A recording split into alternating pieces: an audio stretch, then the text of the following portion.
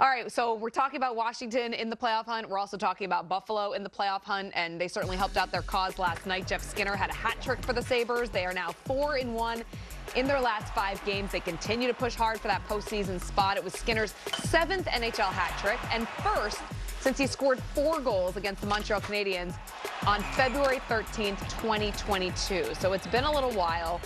What is it about him that enables him to have the success even 2 years later? He's scoring a hat trick in a crucial time of the season for the Buffalo Sabres. It's the way he plays. And a lot of goal scorers, it comes and it goes. And when it's off, the numbers don't look good. When it's on, they do look good. Can we remember some of the years Jeff Skinner had, followed by a down year, and then you find it right away? Like, goal scoring is all about confidence, and when that team's going better, Jeff Skinner is certainly part of it. And he's showing, look, it seems like he's been around forever because he played so young. He won the Calder Trophy. He's still a good player, and he relies on people getting him the puck, and he's a shooter. He shoots first more than anyone. And what I mean by that, Corey, and you know this from playing against him, sometimes he might not get his head up and look for a pass. He's going to shoot the puck all the time, and sometimes when it goes in, there's just sometimes the frequency with which it enters in it just continues to improve. So not the main piece in Buffalo, and sort of not the main piece that he was at any points in his career, because they got some other really good players, but Jeff Skinner, I mean, the guy can still play, clearly can still score. So one of those factors with Buffalo is they're looking to make a push. But Schneid's, the one thing I'd say, I'm weary of teams that can turn it on late in the season and make a push. And I would love to see Buffalo Sabre playoff hockey. I mean, we've been talking about it all of last season. We thought they were going to be the team to break out.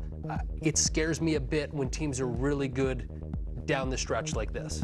Yeah, and it's a good point. I mean, I played on some teams in New Jersey. I think you might have in the Island, where you're out of it partway through the year, but all of a sudden when the pressure's off and there's nothing really at stake, all of a sudden you play looser and you play better and you start winning some games.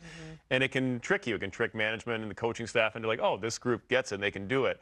I think the challenge for a young team, a younger team like Buffalo, they're not as young as they used to be, but that next step into contention and playoff, appearances regularly is, can you do it from start to finish? Can you carry this throughout the year and not just play well at the end when maybe the pressure's off or when there's not as much at stake? And I agree with you. I think it's something that you got to be careful of. They could still get in this year. I mean, I think it's a long shot, but to your point, I think finally some of these guys, Skinner, Tage Thompson's healthy again and looking good like himself. So who knows what would have happened if he'd been healthy all year, that kind of stuff. But I like their young core.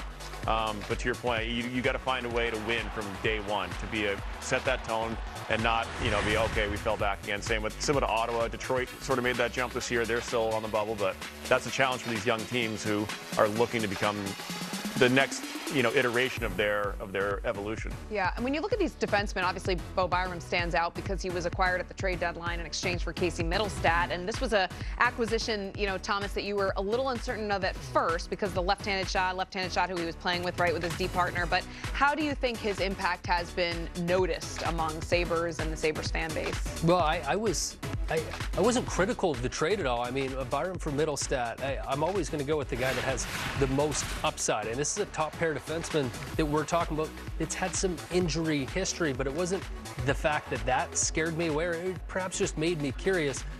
Rasmus Dahlin, left-handed shot. Owen Power, we've seen what he's done in a small sample size in his career. Left shot. Samuelsson, who they've got, you show their 7-year contract that he's still got to dole out.